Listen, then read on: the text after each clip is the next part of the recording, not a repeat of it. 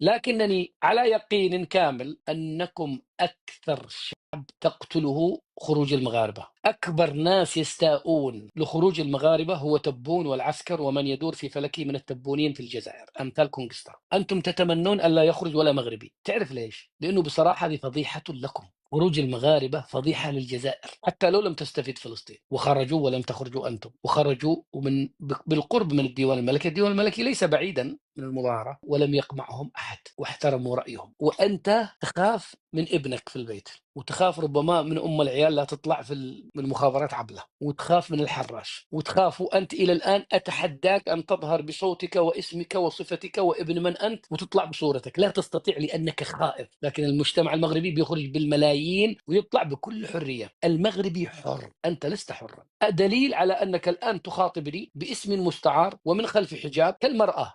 هذا المرأة أشجع منك وأشجع من تبون، طلعت بصوتها وصورتها واسمها وصفتها ولقبتها. هل تستطيع أنت أن تظهر صوتك وصورتك وتقول لي ابن من أنت وأين تعيش؟ لا تستطيع لأنك خائف. هذا الفرق بينك وبين المغربي، أن المغربي حر يتنفس الحرية سقفها السماء، وأنت تفتقد إلى هذه الحرية وتخاف من تبون وتخاف من شنقريحة وتخاف من العسكر من الحراش ومن المخابرات التي ربما تكون عندك داخل البيت ولو كنت حتى في ألمانيا، بدليل أنك لا تستطيع أن تظهر صوتك وصورتك.